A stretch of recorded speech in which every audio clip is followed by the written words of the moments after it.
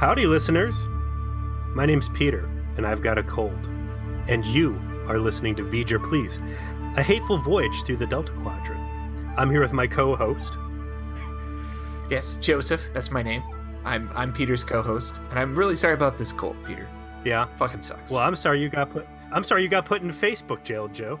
Yeah, I did. I got put in Facebook jail the day I usually throw the podcast links out everywhere and shill to maximum volume. It's hard to do that when you're in Facebook jail. Can I use my psychology degree to tell you what happened and why you are in Facebook jail? Please do. You're a susceptible personality type, Joe, and it's susceptible to the kind of personality that a Delta Quadrant bad boy like Tom Paris, who just last week got himself thrown in the pokey. And you're emulating your heroes and getting yourself into your own Delta Quadrant jail. Yeah, sometimes when you live the troll life, you got to pay the troll price. It's the troll toll, actually. The troll toll, if you will. While this might not be an Always Sunny podcast, any reference that we can make to it, I support. But it is what it is. Hopefully people still heard about, the fact that we did an episode and all of that. And I'll get out of Facebook jail eventually, I'm sure. But we've been busybodies. We have. We've done a lot of content lately. We got episodes every week. We did our live cast on Monday. How'd you feel about that? I certainly enjoyed exploring in-depth topics with you. I certainly hope that we can grow the folks interested in it. We had more participation this time, but didn't quite crack that double digits of active live listeners. But someday. Aspirations. I have aspirations. Well, I'll tell you, to those people out there who are listening, and hopefully you guys caught the recap, it was very generous of Joe to release that in the middle of the week and not actually as a replacement for tonight's episode. But we have a good time. We've got a invested crowd. And like Joe just said, it's small. So if you want your voice heard, pop in that chat room while we're doing those things, and you will get your comments read and discussed and input taken. And it's a fun community builder. I know I appreciated it. I had fun. I don't know if I like having a webcam on my face. It's hard not to rub your nose or, look like a hobo and do hobo things while the camera's on you. I will say that I saw myself on that camera and I immediately recognized that I needed a haircut. And I was like, fuck. Now everyone's going to be looking at this, looking at my ridiculously overgrown hair. I think you get a little self-conscious, but allowed for some fun addition of my wife into the conversation, particularly when we started getting into fan fiction. Yeah. Man, that took some dark turns on the Voyager Please support group as we discussed that. I've already tried to scrub all of that from my memory. I am not so lucky, Peter. But speaking of things that you might want to scrub from your memory, did you know that we just watched Season 2, Episode 19, Investigations? It's Episode 20, I thought. Ah, shit. See, I don't ever do that part. Fuck. You're right, it's Episode 20. You will not be employed by the Neelix News Agency. You have a bad reporting style. False news. Fake news. Yeah, fake news. I fake newsed you. I'm sorry, podcast listeners. I'm so sorry. Well, I got a news flash for you, Joe. Oh, fuck. Breaking news. I love the shit out of this episode. Oh, fuck you. No way. Yeah, I love this episode. Maybe I hit my head on a ledge or something and now I've gone dumb, or maybe I have transferred into a different dimension of people who suck less than I do, but I just think you're going native, bro. Like, ever since you saw these guys for real at Dragon Con, you've been like, oh, maybe Harry Kim isn't so bad. I really like it. I'm star. I like Neelix. Like, oh, what? No, I think it's just that I've seen how deep the well of ass goes, and it's making me really just... I don't watch a lot of TV in the summer, right? It's too nice outside. I got stuff I need to do. I got a house that needs stuff fixed. Landmark day for me, man, was 2 nights ago. I finally set up my real computer and I played Heroes of the Storm until 2 a.m. And then I paid the fucking piper in the morning when I was tired as hell for work. But I'm a busy guy. staying up late playing video games. But we don't really watch TVs. I'm watching Better Call Saul here and there, but winter's when I get most of my big TV watching, and so the only real thing I'm watching on a regular basis is Voyager, and I think I'm just calibrating to the Voyager scale. You've got Stockholm Syndrome. You've Voyager Stockholm Syndrome.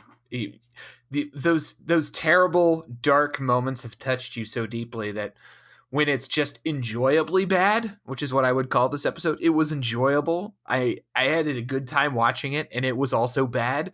You're like, oh, that was great. I love it. When it really wasn't actually good.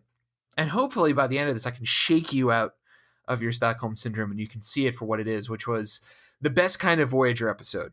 Stupid, but still fun. When you're trapped in a dumpster fire, right? And there is like old chicken nugget grease and cat litter and fire in your face and on your eyeballs. Correct. You know what? Mm-hmm. Just sitting in a basement and looking at a blank wall. That's good. Getting spit on and maybe I don't know, someone drawing on your favorite shirt with a chisel tip marker. It's still not having your skin burning off. That's good.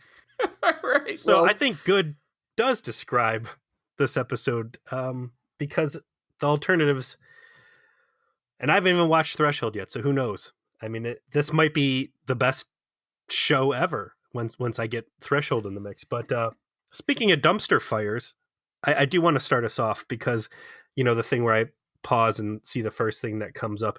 You've got this RoboCop heads-up display view again, and there's Neelix in his hobo kitchen. Oh, yeah. And it is literally 2 trash cans. They look like city bus stop trash cans that are like the steel cage that they put the plastic insert into. And there's like paper towel rolls hanging off of them. And that's what he's making food in. Yeah, it's the worst fire hazard ever. I mean, all of our hobo kitchen fucking jokes aside, this is real fucking dangerous looking. These are some really big flames out in the middle of nowhere. And what we find out is that Neelix is shooting a homeroom, newscast style show for Voyager. Straight out of the 2nd grade. I don't want to move on from these dumpsters because it just occurred to me. These dumpsters that his little quote unquote cooking apparatus, they're taller than he is. I want you to think about how the ship shakes and shudders every time, it flies into a space baby or someone hits it with a phaser. Like, these things are just like Jenga towers of fire and destruction waiting to collapse. It's absolutely begging for the entire deck to have to activate its fire suppression system. It was never built for this, as we remember. This was the captain's private mess. Ah, God, it's just so bad. Of course, no gloves while doing food preparation. Did you check that apron out? I did. He's had that on before. Oh, this is the first time I've noticed that. Right at crotch level, there is a long blue oblong with a black dot where his pee hole should be. Go back. We might have to get a screenshot and throw it up in the group, but there's totally just a blue dick in the middle of his rancid ass. What if it's not actually an apron and it's like some sort of strange Talaxian sex garment? Like it's something that he wears for his fertilization rituals. And now, if you eat his nasty space chili, you're going to be pregnant with space cats. This is a fucking unknown goddamn alien race. That could be how he does it. Creepy sex rituals. Yeah. Into your food. Skeet, skeet, skeet. But like you're saying, he's setting up a new like homeroom, high school homeroom. They turn on the TV first thing in the morning, and there's the vice president or principal or, some student anchor who is going to walk you through the day. And it's going to be a mixture of legit news and shipboard operations and Janeway doing some PR work to explain herself to the crew as to why they're continuing to suffer when she could have just had Q whisk her away to safety. But then he's also going to spice it up with juggling acts, cooking tips, and spreading romantic rumors about people on the ship, which I'm sure will not cause any drama whatsoever. Yeah. It's some public access shit at best.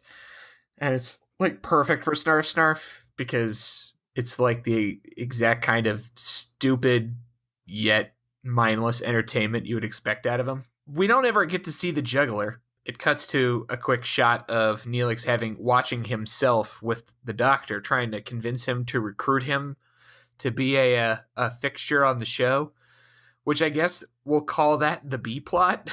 The doctor essentially has these comedic bits where he continually cuts in and tries to interrupt Neelix for the rest of the episode, explaining the latest boring medical thing that he wants to explain to the crew. Have you ever worked with someone like the doctor? Yes. I have one guy that I worked with in my past that every time the doctor's on, like all of the doctor's worst traits remind me of this guy. And it's very unnerving because this person was very uncomfortable to work with. It's like he just didn't have a connection to humanity, and like very basic social cues would go right over this guy's head, and he would get kind of like very aggressive and borderline hostile as he would just ram into these social walls.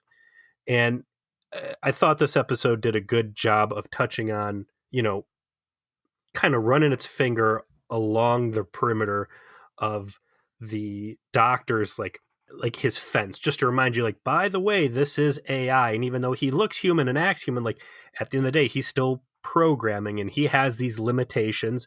And as he enters complex social situations he was not really designed to handle, it's going to get uncomfortable. And potential. I mean, this would have been almost a good episode for him to like go homicidal and start killing people. Like that level of simple misunderstanding escalating over the course of the episode. I think it pairs well with what we just watched.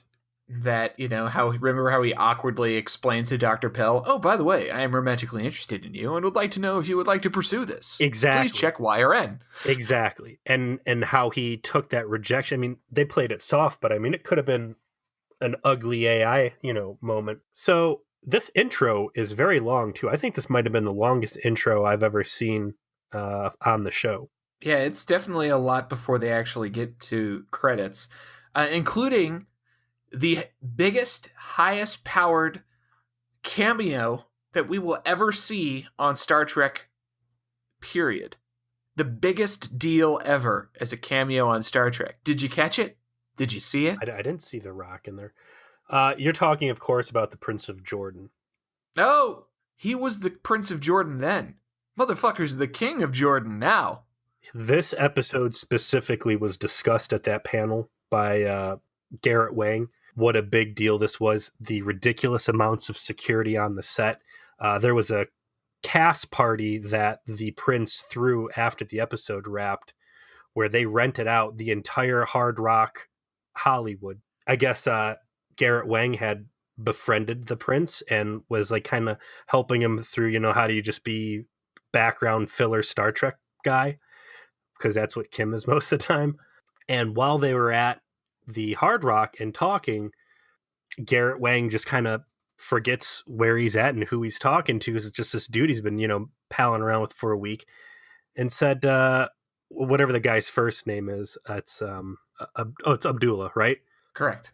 Instead of saying Prince, you're whatever, he's just like, by the way, Abdullah, and the big pile of muscles security detail, who turned out to be like a general for Jordan, like snatches him off to the side and gets him in some sort of like armbar torture lock, and like really cranks it in hard and is like, you will never speak to him by his first name. It will be His Majesty, Your Grace, or the Crown Prince. Like goes through like all the official things, and Garrett Wayne's like, oh Jesus, yes, you were right, how foolish of me.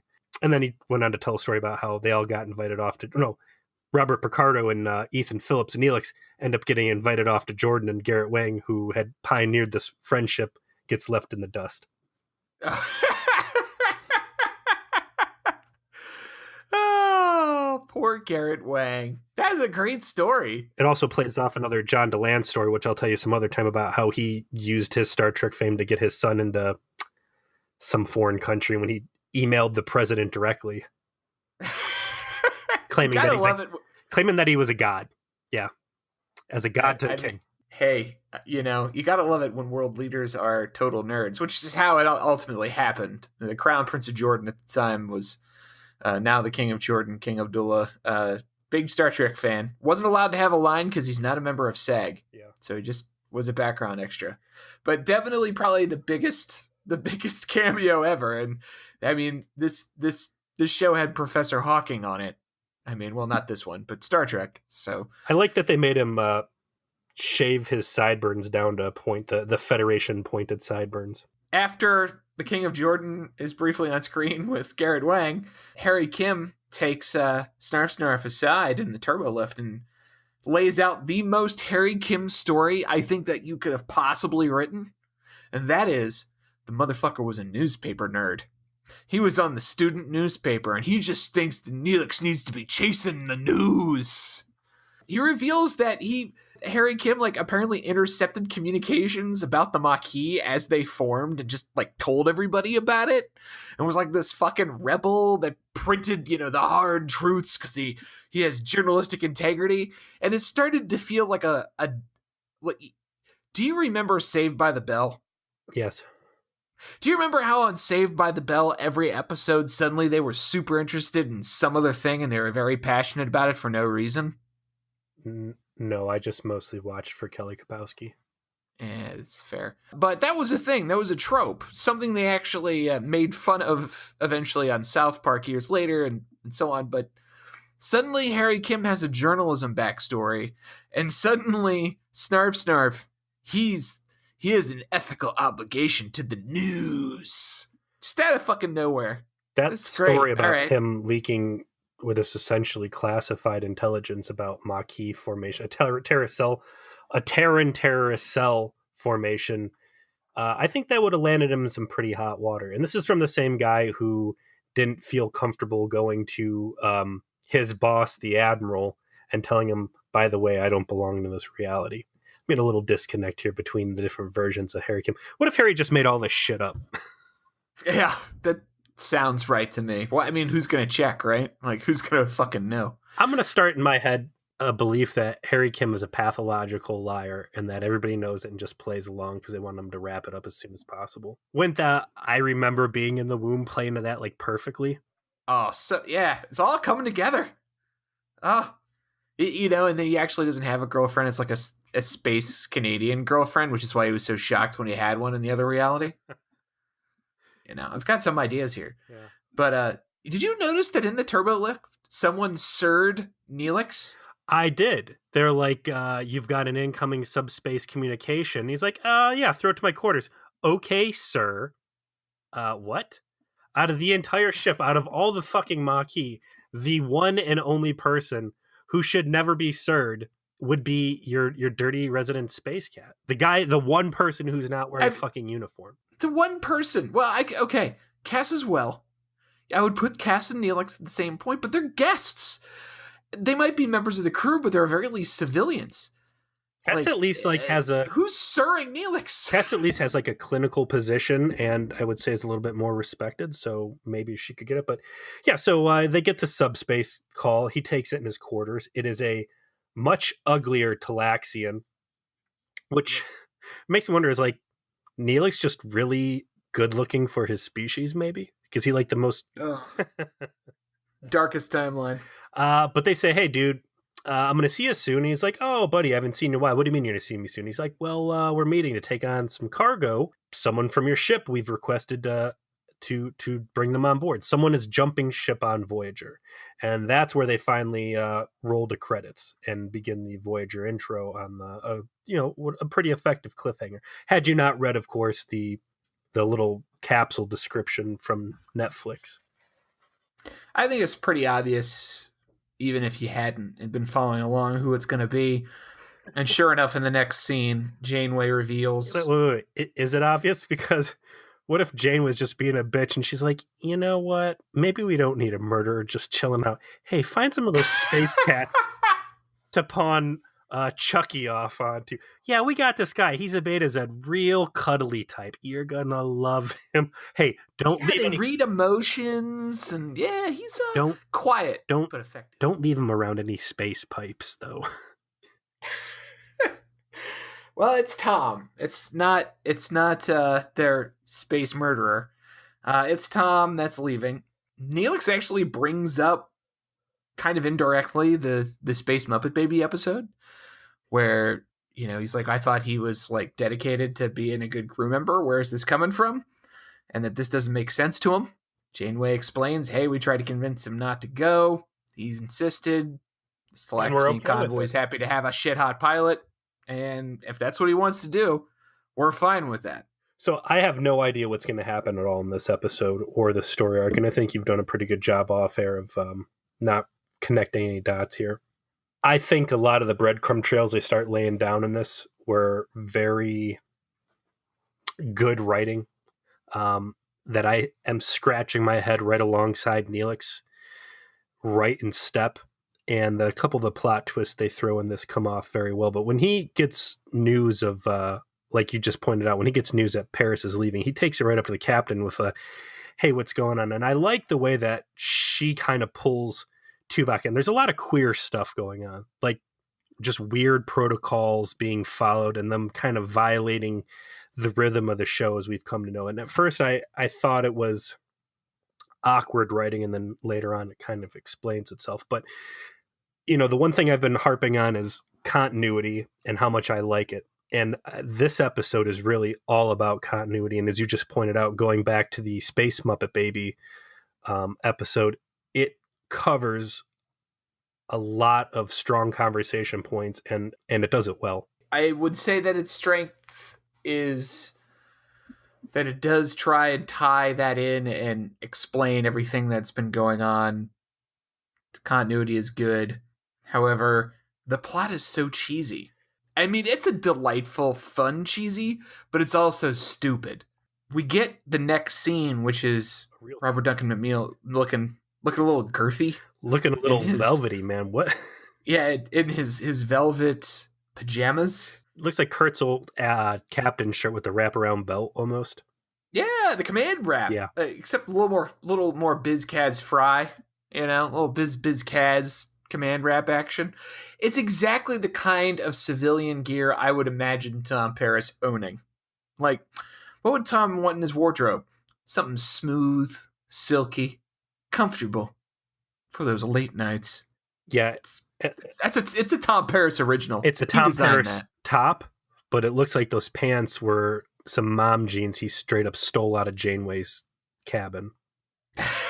Hey, you know, take a pair out after you're sneaking out of the captain's quarters. You know, don't want to leave no pants on. We find out during this conversation, by the way. Side note: they've been in space a year now, so we are well above the 1 a pay period space hazard level. Do the math for the people at home, because this is very important to me at what kind of chaotic hellscape Voyager life is.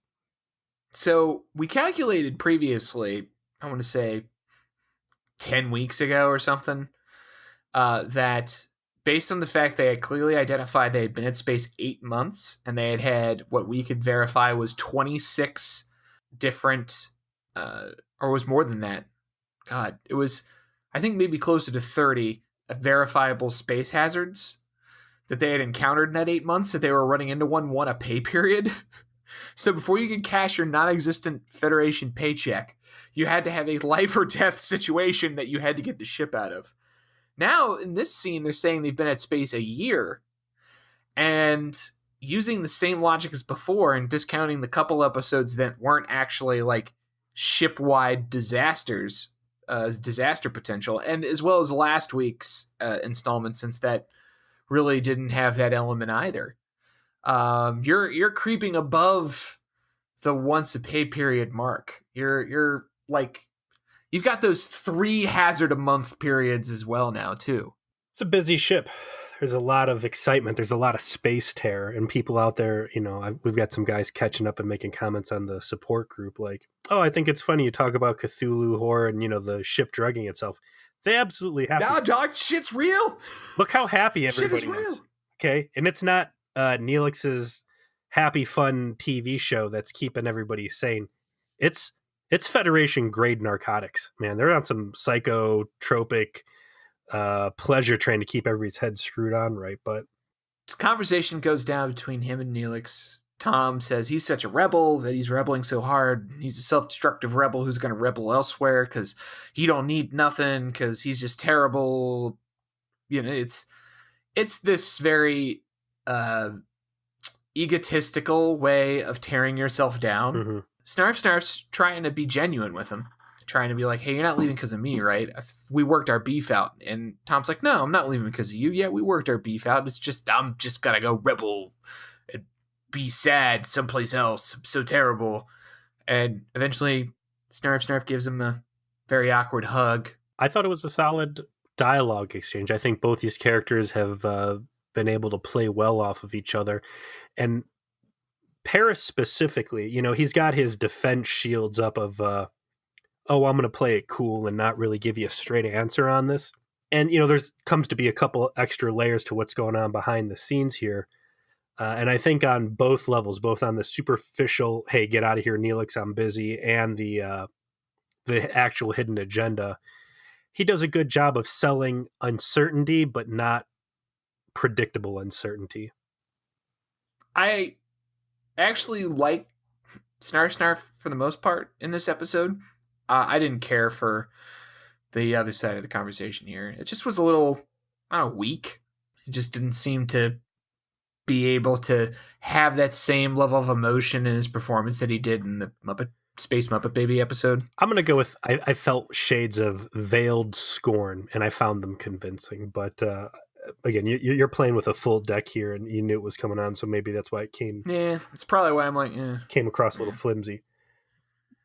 But the next scene, I will agree, is good, which is Neelix giving a heartfelt monologue about Paris, and it's replete with references of his prior heroism, of their original beefing, of how they came to no longer be beefing, how he considers them a friend. It's very well written, which is a rarity for the show. It's like they actually, practiced this one and spoke it out loud because it sounded great. And it's very well delivered on the part of Ethan Phillips. That scene is definitely top notch. And I want to point out that this heartfelt monologue that Neelix is giving is taking place on his TV show during a live broadcast, while it's this montage of Paris doing his rounds through Voyager, saying goodbye to everybody, and having a, there's some good body language acting as, he's saying his goodbyes. I don't know. Do you think they were kind of playing off the Tasha Yar situation? Star Trek, especially, since Next Gen, has been unique in that they got rid of a major cast member early in the series. It's left this lingering cloud that anybody could die, any major character could leave, and you never really know, is this actually happening? It's hard for me to get into this headspace because I know what happens. I know that Tom Paris is on the show for the entire run. I know what character arcs still await him. You know that. And so I didn't feel any tension at all. I don't know if you did, since you still know that he's on the show after this, although you don't know exactly how it goes down. I think I've gotten good at, even though I know, just looking at something in the moment and saying, does this feel plausible if I was watching this first run back in 90, whatever. I think they built up the tension good enough. We next have a briefing room discussion with the captain being very business forward. I guess that's kind of a big clue that something's weird, because she's usually a little more emotional, conversational. I don't want to say emotional. I mean, just conversational. And there's no room for that. There's no room for sentimentality on this boat. Even when Harry's like, hey, what if Tom changes his mind and he wants to come back? Janeway's like, that ship has sailed. He's given no indication, and we got to move on. And while they're having the discussion, they get a call up from engineering from Jonas the Two-Faced, secretly Two-Faced to the crew, out to the viewer, that there are engine problems and that B'Elanna's attention is required. And Neelix, suddenly smitten by journalism, wants to go where the giant explosive device is that is currently having issues and watch firsthand. And that's where we see a pretty slick sequence where there is the very warp core issue that was intimated would occur in the prior episode.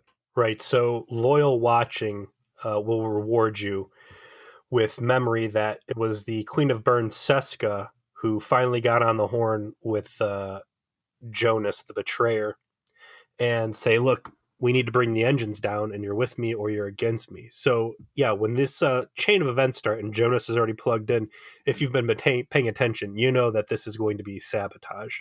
And point in the episode, and being someone who enjoyed the episode, where you got to suspend disbelief. And in this one, it is Janeway's willingness to indulge Neelix, and just on top of the free roam he already has enjoyed for the past 2 seasons, letting him insert himself into very critical situations in the biggest nerve center of the ship, on this journalism pass card, which is ridiculous. But off he goes. I want to point out this episode, I had my wife sitting next to me on the couch, and this is the first episode of Voyager that she has sat through since probably Caretaker. She really got some good mileage at Jonas's expense with pointing out all sorts of goofy things about this guy. And I think she really summed it up well when she said, this guy looks like he is really into Star Trek. And I said, you know what? That is perfect. Jonas does really look like your typical Star Trek Ultra fan. Yeah, he does. And he has the acting ability of your average Star Trek fan as well, in my opinion. If there is a bleeding ulcer, an obvious sore thumb, a colorectal polyp on this episode, if you will, it is the actor of Michael Jonas attempting to not act like he is a shifty, terrible traitor who is out to kill everybody. They do him no favors there. I do love the continuity, just like we talked about. The fact that they have this warp core accident, that Jonas is essentially has a built-in alibi with how it plays out, that he has these strategically perfect, harmless plasma burns that he is treated for, and that you know that this was going to happen if you watched the prior episode, and even more than that, that you see the setup coming, because what eventually rolls out is that Snarf gets called in by B'Elanna and Janeway after they spit some technobabble out as to where they can find the pieces to fix a blown out piece of the warp coils as a consequence of the issue that occurred. And he says, oh, well, there just so happens to be near where we are this planet that has the material we need, and they're willing to trade, so we should go there. And remembering back to why this is all happening in the first place, you're like, oh, that's the setup spot that the Queen of Burns was saying that she wanted to lure the ship to. That was a nice touch. That was well done. I know that would probably be the thing that you appreciated the most. And in that same breath, acknowledging that if this was not a thwarted setup episode, the fact that there could have been another episode where Neelix would have had to go down to a planet's surface to get some unobtainium to fix the ship's problem, knowing that we had yet another potential New Jack Neelix episode within reach, but not realized, stings. I know, dude. That code is forever going to remain in that closet. A glistening reminder of what could have been. The warp engine problem they had down there, though, where they had to vent the stuff, and ultimately there was yet another exploded console workplace injury. I don't really watch the people in the background that often, but the part where Jonas is laying there all burned up, and you see Torres and someone else like running urgently over. In the background, there's just this elevator coming down real slow with a guy who could not give 2 shits about anything happening. You know what was really off-putting about that whole sequence to me was that in the sick bay, when they're being treated, like one of the extras is being treated first. Yeah. And then Picardo just says, this one can go back to duty. Yeah. The extra doesn't even get referred to by name or even directly. He gets treated like an object. Like you may return, automated units, to your background walking around. And it's like, really? That didn't seem weird to everybody when you shot that? Like, maybe we should, like, just have him go, you can return to duty, like, directly to him. It didn't help that the actor was black. So it's It's very off-putting. Well, I didn't pick up on that specific part, but all in all, a good chain of events, and it was a nice sweep pulling B'Elanna out of the staff meeting for a very quickly escalating situation. And yeah, as you put it, the trap that Seska's laying out and forcing Voyager to have to go to a planet's surface so they could begin their attack. It's a real strong play out of her book and a strong backbone for the rest of the episode. Just as this info rolls out that they got a spot to go to fix their warp coils, that's when they get buzzed by the other space cat. And he lets them know that the Kazon Nistrum have attacked. But in a very curious case, they did not destroy their ships. They did not steal their cargo. They took just one thing. Bad boy Tom. Maybe they just heard about Tom's shirt and they really wanted the shirt, and Tom just happened to come along with the deal. I mean, let's not jump to conclusions here. Yeah, I mean, it was a really nice shirt. I don't think you want to expose that level of raw manliness by having shirtless Tom Paris, in this episode. So could be that's all Seska was after. But we do actually get a good scene when we cut to the Kazon vessel, and Seska and Tom face each other down. And to my knowledge, this is the first and only time they have any real dialogue with each other in the whole show. It's a good scene. It's a better match to me because it's shifty motherfucker versus shifty motherfucker. Because Seska's big advantage when dealing with all of the Starfleet goons is that they're all Dudley Do-Rights. And while there's the shifty terrorists that she knew, they were all a bunch of thugs and murderers and killers. And the one with some brain power, that being Chakotay, is so wrapped up in sexy time memories and betrayal and emotion that he's super compromised. Tom Paris is somebody that is probably the most dangerous operator on the vessel as far as Seska's concerned, because it's somebody who understands what her game is.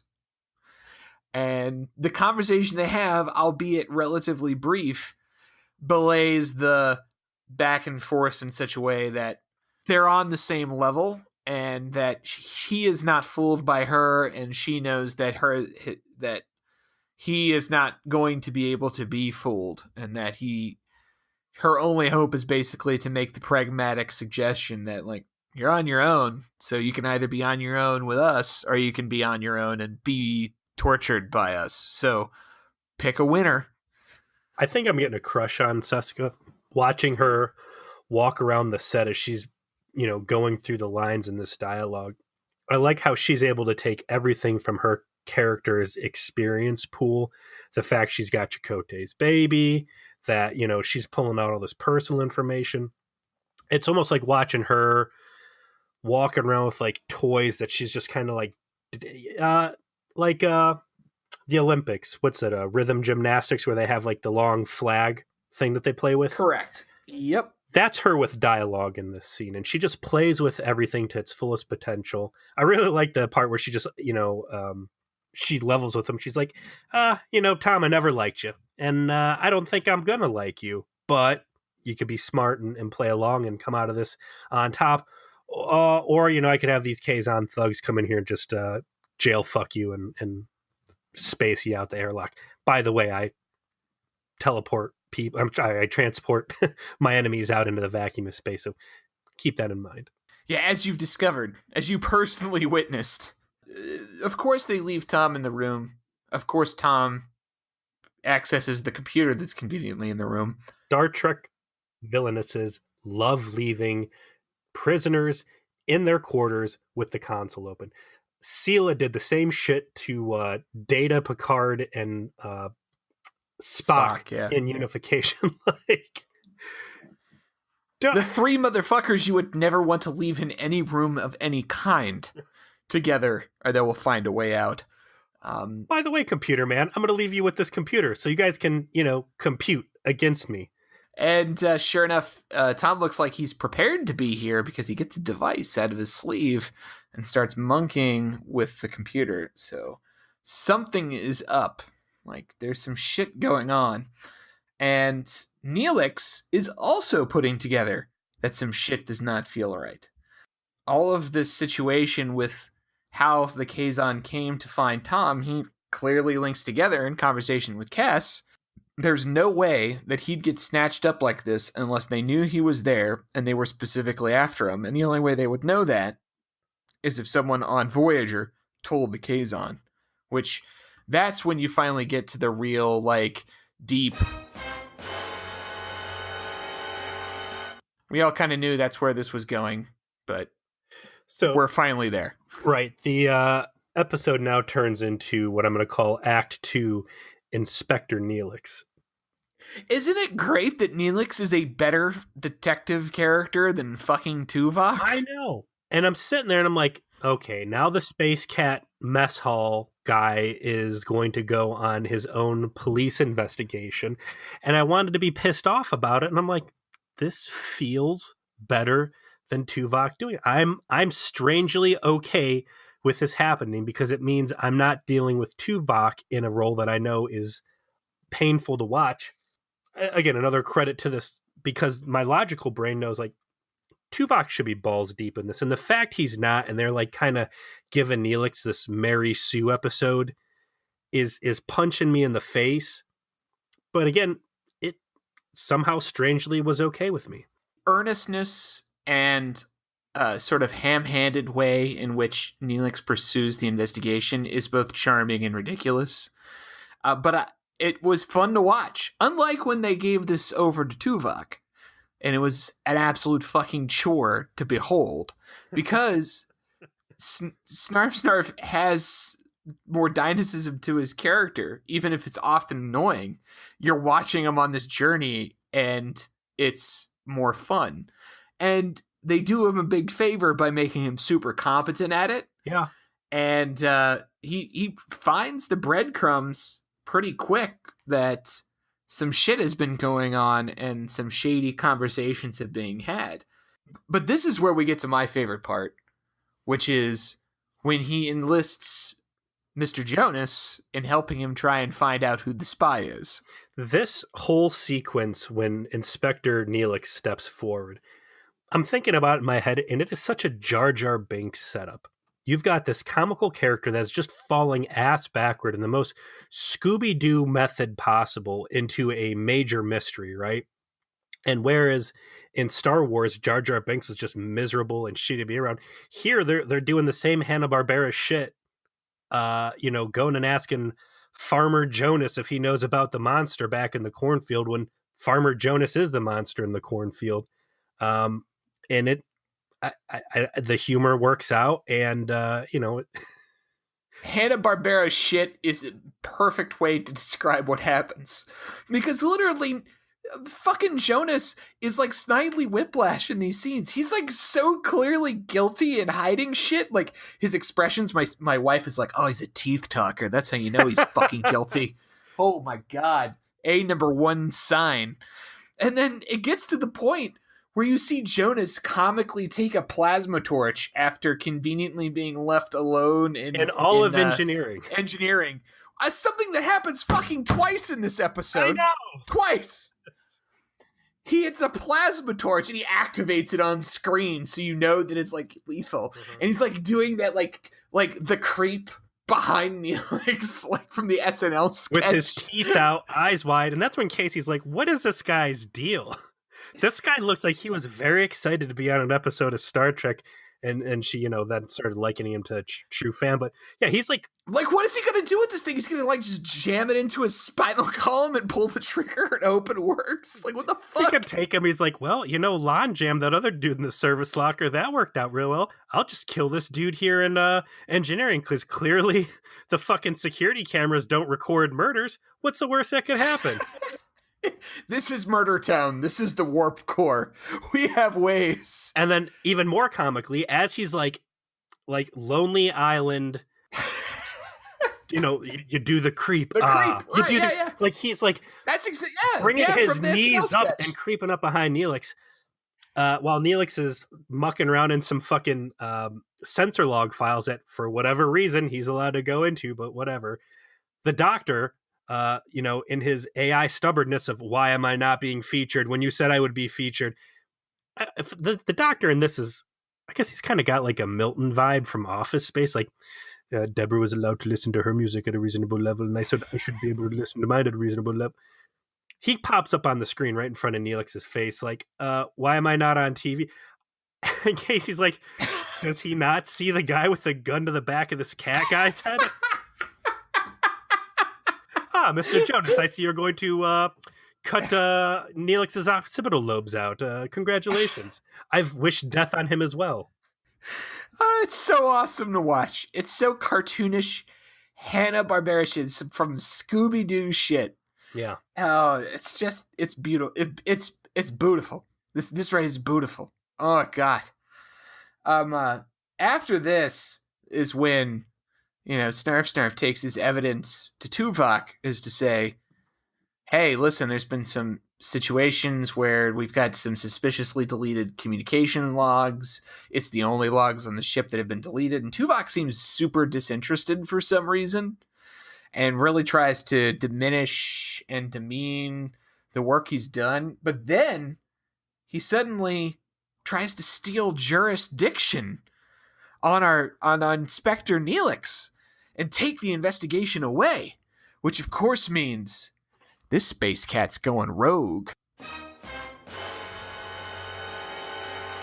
This is a good Tuvok scene. Him being a complete bitch about this and, dismissing some solid evidence. It doesn't feel out of character from what we've seen as Tuvok's pride and hubris. Like, if he's not the one who's coming up with something, then it doesn't matter. But he's still a protocol follower and a stickler for the rules. So, okay, I'm not going to look the other way, and I am going to take this. And by the way, you're not allowed to touch this anymore, so stay the fuck out. It fits his character. I thought the scene worked. Yeah, the scene worked because, as you said, Vulcan arrogance.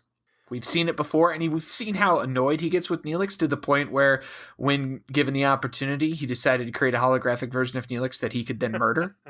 So, I buy it. Yeah. I buy it.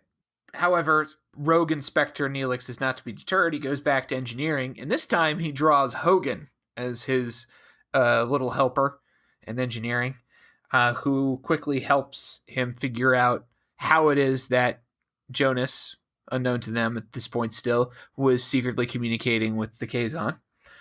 As Jonas very not subtly watches in the background as they uncover his crimes. His face, while they're going through this, it's like they're talking about what Jonas's sister's butthole tastes like. It's just this look of like, I want to make them stop, but I can't let them know I'm eavesdropping about a conversation about my sister's butt. It's comical. I like it. It works well. Hogan's been getting some good screen time on this. Do we get him outside of season 2? He sticks around for the rest of the season. He doesn't just vanish. You'll see what happens to him. Well, I almost feel like Jonas and Hogan have been getting like more screen time than Chakotay lately, which isn't an awful thing. Yeah, and more than Harry Kim, really. It's improvement. Addition by subtraction. And then we find out as Neelix continues his rogue investigations, as he follows the trail to where all of these secret communiques were sent from, was that he goes to a locked laptop, and then he repeats the same engineering authorization code that Hogan used in the prior scene, and it worked for him too. Which means that apparently on the fucking Starship Voyager, the cutting edge space hot rod Intrepid class neural gel USS packs. Voyager with neural gel packs and like sweet goes 9.9995 warp drive and all of its torpedoes and phasers, that you can just be some fucking jamoke. And as long as you heard the goddamn passcodes from someone else, you could just access shit and unlock shit on this ship. What the actual fuck? Do you remember when Data goes crazy because Soong turns on his return home button and he hijacks the Absolutely. Enterprise?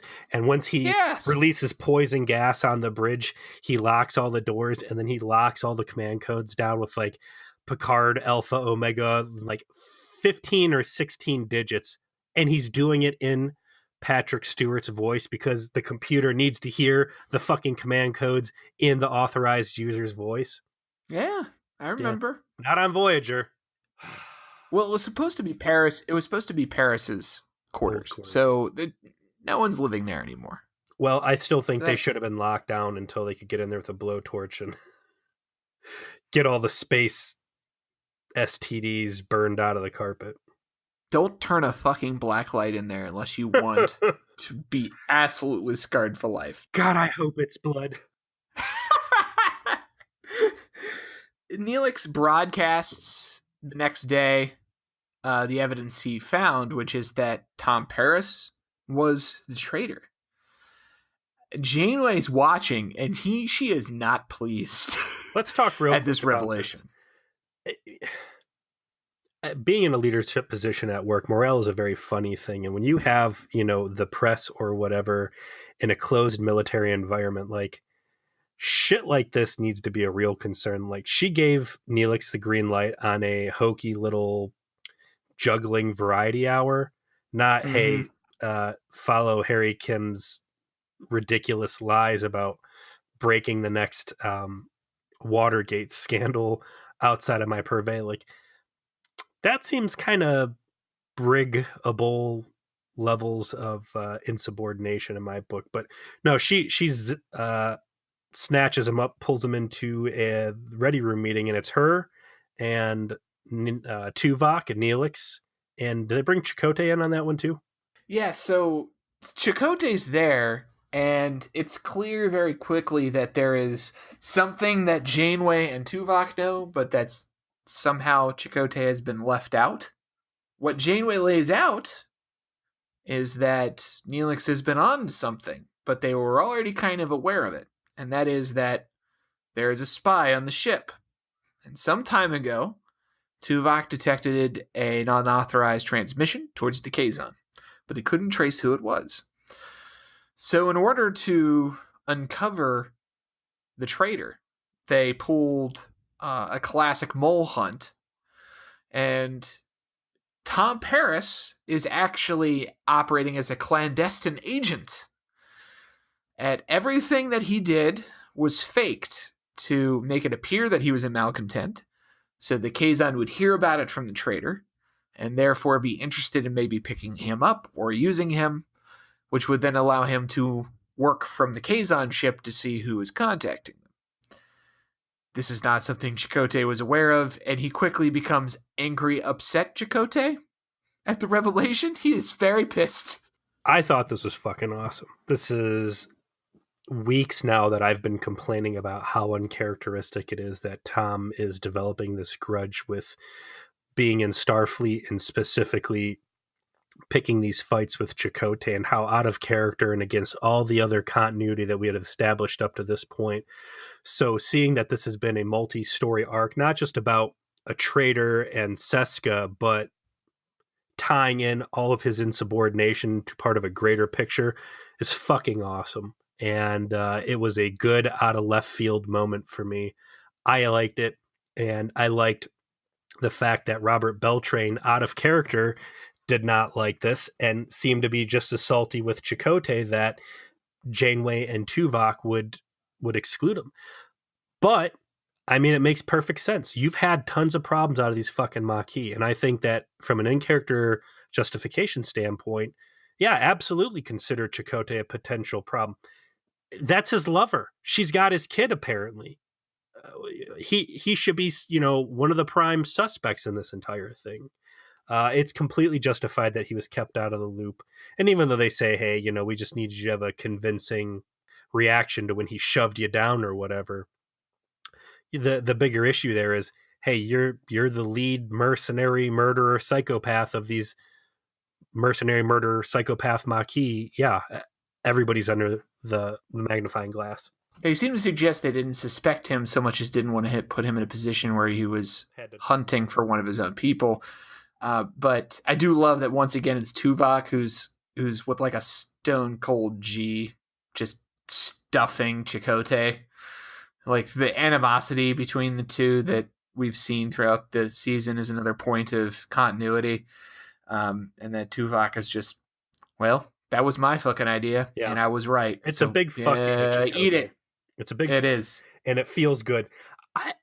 Again, and we can look the other way just because Inspector Neelix is more fun than regular Neelix, although not even half as fun as New Jack Neelix, who. We could create a continuum of Neelixes, of the different varieties of Neelix and where they rate. He's like a chart. I'm gonna do this now. This is happening. It's like Batman action figures. There's just fucking crazy action figures where he's got neon green armor and shoots a missile off his shoulder. You're like, that was never in the comics, but it exists in the toy line, and that's every Neelix that's not Discount African Kinky Neelix is a new action figure to play with. I'm surprised they're letting him sit in on like the most top secret shit that Voyager has going down, but they say, all right, you're already in this thing. The jig is up. You know what's going on. We're going to need you to keep going on this because at this point, now that you've outed Paris as a traitor, the mole is going to get comfortable and rest back on his laurels. And we don't want that. We want him to have to reach out and tip his hand. So go back out there and keep doing your thing. Parallel to this, Tom has now figured out that Hogan is the mole by using the little techno gizmo that he has brought onto the ship. Which apparently Seska immediately detects and brings a couple of her goons to subsequently drag Tom off to No-No Land to torture by getting punched in the face. Mm-hmm. But that's when Tom Paris has probably his most epic 2 to 3 minutes that he's had on the show, because he subsequently fights and disarms both of his attackers, evades all of the Kazon while running through the poorly draped rust bucket jalopy ship, including straight gacking at least 2 guys, one with a point blank shot after rustling on the ground with the Kazon rifle, hijacks a shuttle, and then beats feet back to Voyager. It's Tom Paris getting it all done here for the viewer. So let's peel the curtain back. This episode was supposed to be shot entirely from Neelix's camera's point of view as he discovers this conspiracy. And it's at the last minute they're like, we come out of this scenario with Tom still feeling very dirty and duplicitous, and we need to make him come out feeling something like a hero. So I think they actually go back and refilm all of this grand escape stuff. And despite the fact it's totally shoehorned in here, it still comes off as pretty cool. It's typical 90s, the good guy doesn't even have a hair out of place. And yeah, he murders a couple dudes and just gets out completely unscathed. But you know what? It's Star Trek. It's par for the course. I'll take it. So right now, Neelix is planting seeds that he's still on the case of trying to figure out who's responsible for sending the messages to the Kazon, when just so happens that he and Jonas are once again the only people in engineering. And it happens to be exactly when Tom Paris has got an angry Kazon ship behind him as he makes his way for Voyager. And so what we get is a incredibly ludicrous, ridiculous, insane ending, which goes like this. Neelix watches and begins to narrate as Jonas clearly is sabotaging the ship and does not intervene. He just narrates, hey, you're not doing the thing you're supposed to do. Hey, now you're fucking with the weapons. Hey, you're putting up a force field. What is wrong with you?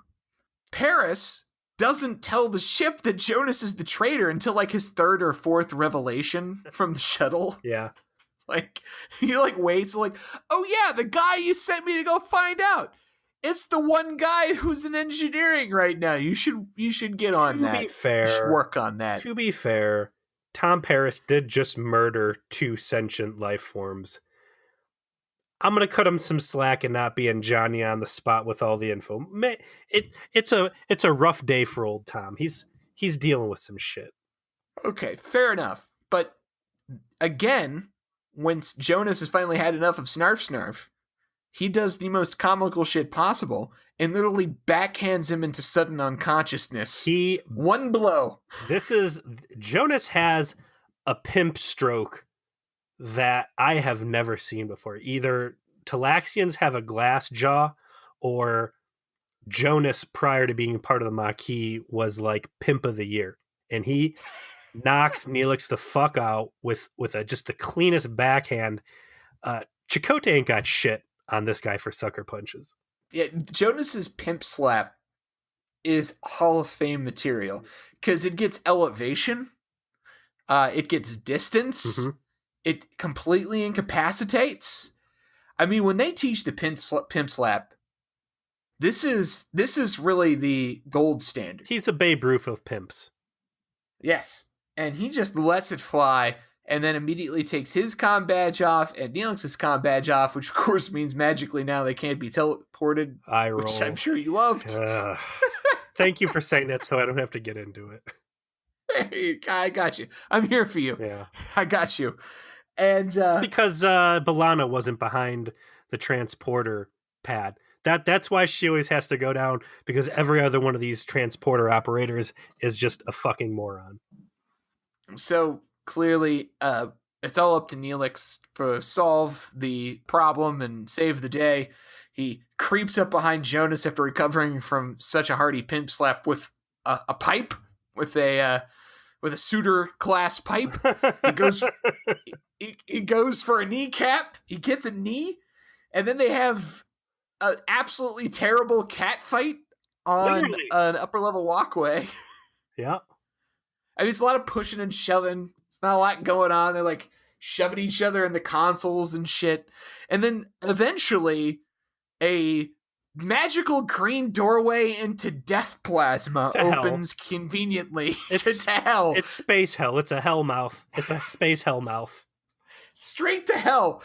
It just so happens to be in this spot conveniently under a railing that Jonas then inexplicably charges at and gets judo thrown into and is immediately evaporated. I want to point out that the space hellmouth that opens up exactly where all of the main cast always stands in engineering. This is like the worst possible place to ever have a potentially faulty plasma thing.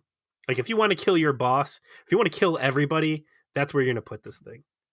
Side note, this comical little cat fight they get in actually fucked the actor of Jonas up pretty good. Like, he gets like ripped open on a loose nail and some other stuff. Like, he racks up a pretty good, even though he's not even the stunt man in this thing. Like, read the memory alpha. Like, he gets some bruised ribs and some other stuff. I will. Yeah.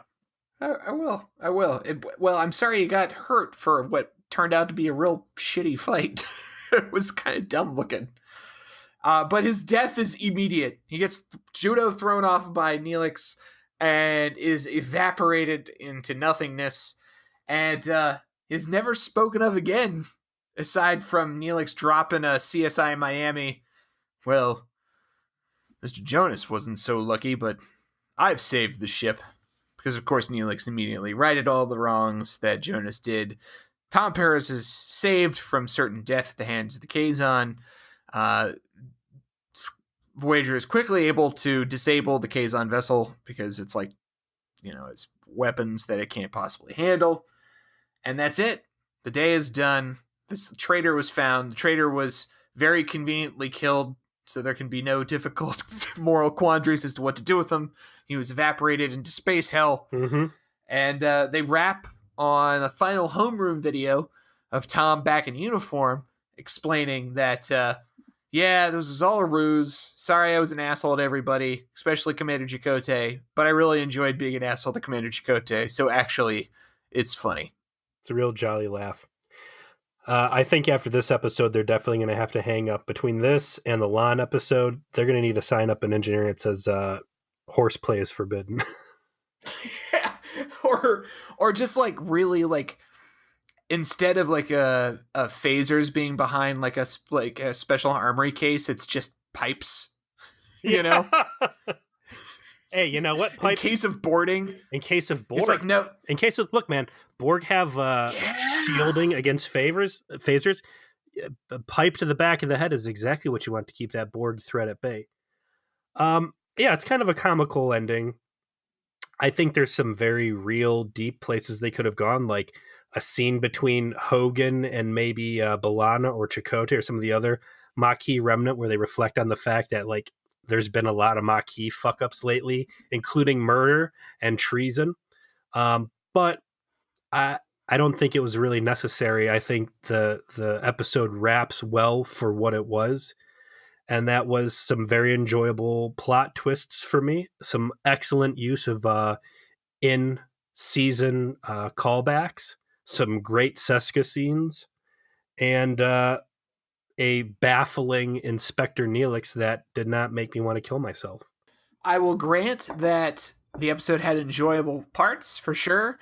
The Seska scene with Tom was a highlight.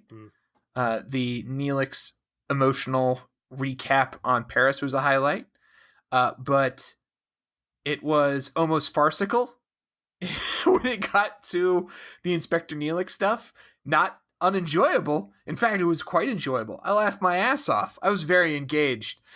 But it was really just cheesy and campy and fun, but stupid. I'm going to say this wasn't a great Star Trek episode, but I'm going to say that this was great TV because of the entertainment value that I got out of it.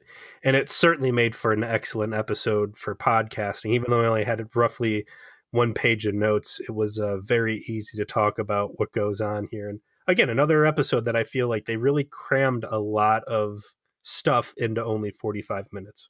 I would say that I enjoyed this a great deal more than what we watched last week.